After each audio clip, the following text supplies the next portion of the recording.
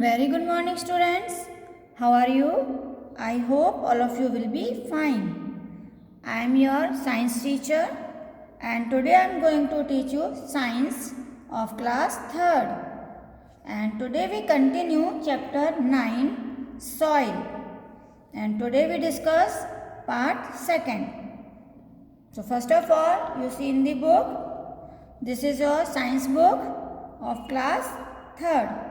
Now open chapter number 9. See here, this is the chapter number 9, soil. Now open the page.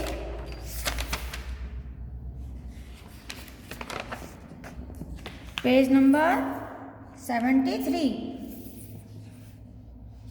So today we start from here types of soil कि कितने types की soil होती हैं. Now first is Sandy soil. Sandy soil कैसी होती है? जिसके अंदर रेत होता है, जिसे हम कहते हैं रेतीली मिट्टी, जैसे डेजर्ट में पाई जाती है, वो होती है सैंडी सॉइल, जहाँ पे रेत ही रेत होता है और इस तरह की मिट्टी में कोई भी फसल या प्लांट नहीं होता. Sandy soil is mostly found in the desert and on the seashore. इस तरह की मिट्टी ज़्यादा से ज़्यादा जो रेगिस्तान होते हैं वहाँ पर पाई जाती है और समुद्र के किनारों पर पाई जाती है. Sand particles are big. यहाँ पे जो इसकी सॉइल के जो पार्टिकल्स हैं, जो कण होते हैं, वो बड़े बड़े होते हैं. There is a lot of air in the space between these particles. और जो सॉइल के मिट्टी के जो छोटे छोटे कण होते हैं, उनके बीच में बहुत ज़्यादा गैप होता है जिसमें एयर होती है. Sandy soil does not hold much water. और सैंडी सॉइल में पानी ज़्यादा, मिट्टी जो है वो पानी को ज़्यादा नहीं सोखती. जैसे ही हम उसके अंदर पानी डालेंगे, वो पानी तुरंत की तुरंत नीचे पूरा निकल जाएगा, मतलब मिट्टी पानी को नहीं सोखती है. तो इस तरह की मिट्टी सैंडी सॉइल होती है. Next is clayey soil. बच्चों ये पिक्चर आपको दिखाई दे रही है, ये देखो, ये मिट्टी के बर्तन बनाए जा रहे हैं. तो मिट्टी के बर्तन जो बनते हैं वो क्लेई सॉइल के बनते हैं, जिसे हम कहते हैं चिकनी मिट्टी, जो बहुत ही चिकनी चिकनी होती है. तो clayey soil is very sticky. कि क्ले यानी कि चिकनी मिट्टी बहुत चिपचिपी होती है, चिपकने वाली होती है. And made up of very fine grains. और इसके जो पार्टिकल्स होते हैं बहुत ही छोटे छोटे होते हैं. It holds a lot of water and little air. और इस मिट्टी में जब हम पानी डालते हैं तो ये ज़्यादा से ज़्यादा पानी को अपने अंदर सोख लेती है और इसके अंदर हवा बहुत कम होती है. It is used for making toys and pots. इस मिट्टी का यूज़ हम मिट्टी के खिलौने बनाने में करते हैं और जो मिट्टी के बर्तन होते हैं, जैसे घड़े, गुल्लक और भी मिट्टी के बर्तन होते हैं, कुल्हड़ वगैरह, ठीक है, तो वो बनाने में करते हैं. Because of its sticky nature and get closer than before. क्योंकि ये मिट्टी बहुत चिकनी होती है, चिकनी होने के कारण इसका यूज़ हम मिट्टी के बर्तन और खिलौने बनाने में करते हैं. देखो इस पिक्चर में आपको दिखाया गया है, ये मिट्टी के बर्तन बना रहा है. Now next is loamy soil. Loam is a mixture of sand and clay. जब बच्चों हम सैंडी सॉइल और क्लेई सॉइल को मिक्स कर देते हैं, तो मिक्स करने के बाद हमें जो मिट्टी मिलती है उसे कहते हैं loamy soil. It has a lot of humus and can hold water and air. इस मिट्टी के अंदर बहुत ज़्यादा ह्यूमस यानी खाद होता है और इसमें ये जो है इसमें पानी रुक जाता है और हवा भी होती है. So it is good for crops. इसलिए ये मिट्टी फसल के लिए या पेड़ पौधों के लिए बहुत अच्छी होती है. अगर कोई आपसे पूछे कि फसल या पेड़ पौधों के लिए कौन सी मिट्टी अच्छी होती है तो आप कहेंगे लोमी सॉइल। देखो यहाँ पे दिखाया गया है, ये सॉइल है, इसके अंदर ये प्लांट दिखाया गया है, यानी कि इस सॉइल में प्लांट की ग्रोथ अच्छी होती है क्योंकि इसके अंदर ह्यूमस होता है, पानी भी होता है और एयर भी होती है और ये पानी को सोखे रखती है। Now next is layers of soil. अब जो हमारे अर्थ में जो सॉइल पाई जाती है वो लेयर्स में पाई जाती है बच्चों। तो सॉइल के कितने लेयर्स होते हैं और कौन कौन से होते हैं? So let's see. Soil is found in 3 layers. जो हमारी मिट्टी है वो ज़मीन के अंदर 3 लेयर्स में पाई जाती है। देखो ये आपको लेयर्स दिखाई दे रही हैं, ये हमारी ज़मीन के अंदर है, ठीक है। तो सबसे पहली लेयर होती है टॉप सॉइल, यानी सबसे ऊपर वाली सॉइल जहाँ पर हम फसल करते हैं या पेड़ पौधे लगाते हैं। तो सबसे ऊपर की जो मिट्टी होती है उसे कहते हैं टॉप सॉइल। अब टॉप सॉइल के नीचे जो मिट्टी होती है बच्चों वो होती है सब सॉइल। फिर है सॉलिड रॉक, और जो सबसे नीचे होती है, सबसे नीचे ये होती है सॉलिड रॉक जहाँ पे कंकड़ पत्थर, बड़े बड़े पत्थर पाए जाते हैं। तो अब हम इन जो 3 टाइप्स के जो लेयर्स हैं उनके बारे में हम डिस्कस करते हैं। Now first is go to a garden and study the top layer of the soil. आप देखिए, आप अपने गार्डन में जाइए और आप अपने गार्डन में जाओगे तो सबसे ऊपर की जो आपको मिट्टी दिखाई दे रही है आप उसे देखिए और pick up some of it in your hand. अब उस मिट्टी को अपने हाथ में थोड़ा सा इकट्ठा कर लीजिए एंड फील द पार्टिकल्स, और उसके जो छोटे छोटे कण हैं आप उनको महसूस कीजिए। हाथ में लेने के बाद आपको कैसा महसूस हो रहा है। You will find the soil to be loose.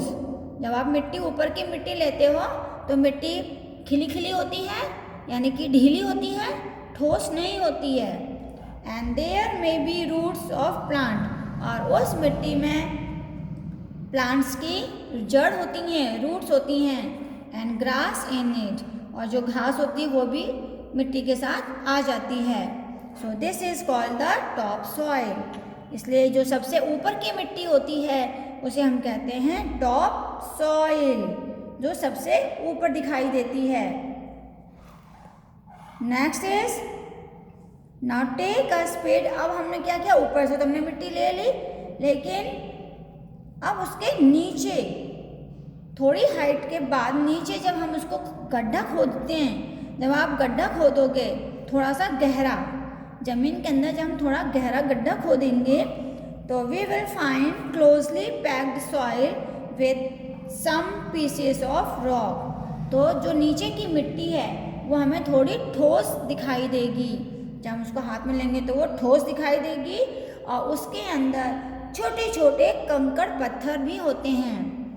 तो this soil is harder than the top soil. और ये जो मिट्टी होती है ये सबसे ऊपर वाली मिट्टी से थोड़ी सी हार्ड होती है, यानी कि जमी हुई होती है। सो दिस इज कॉल्ड सब सॉइल। इसलिए इस मिट्टी को हम कहते हैं सब soil. And it is formed from solid rocks.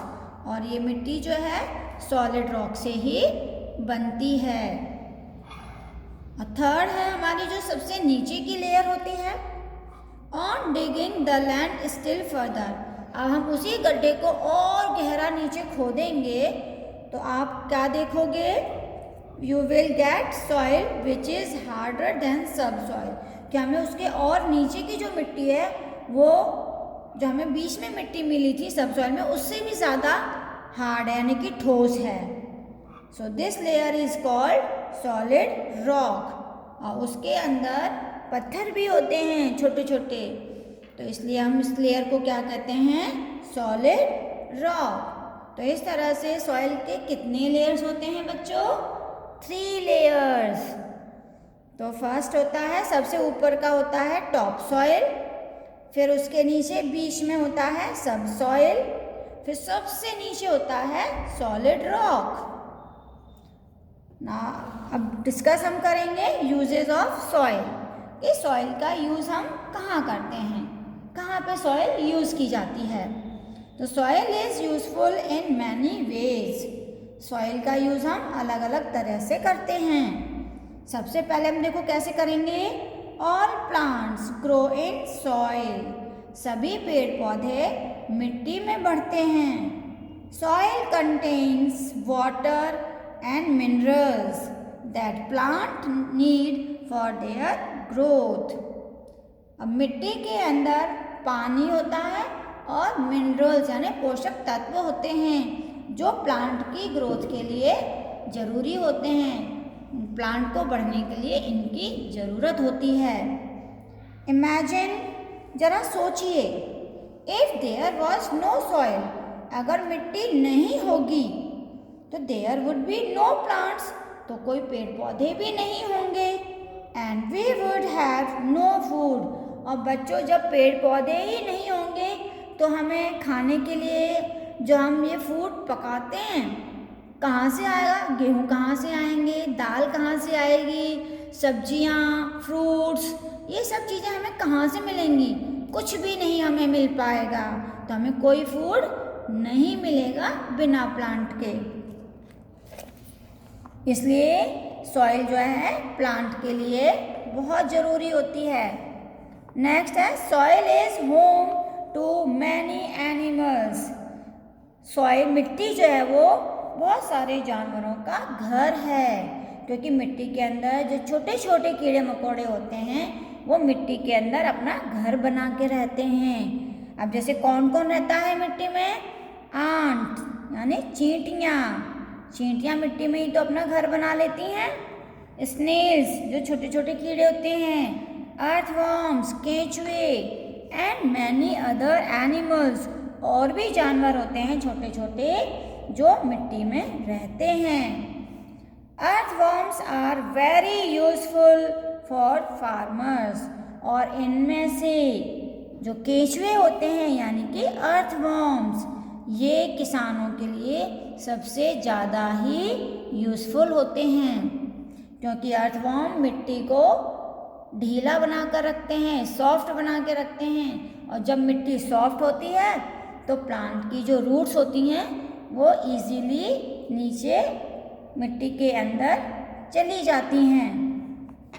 Earthworms dig tunnel in the soil and लूजन it.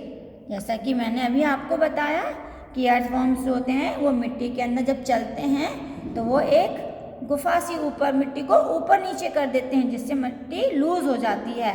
This allows air to enter the soil, और मिट्टी सॉफ्ट होने से ऊपर की जो हवा है वो मिट्टी के अंदर आराम से चली जाती है। This air is good for growing plants, और यही एयर प्लांट्स की ग्रोथ के लिए बहुत अच्छी होती है। So they are often called the farmers friend, इसलिए उन्हें किसानों का मित्र भी कहा जाता है। So I hope all of you understand this chapter very well. So now thank you. Have a nice day.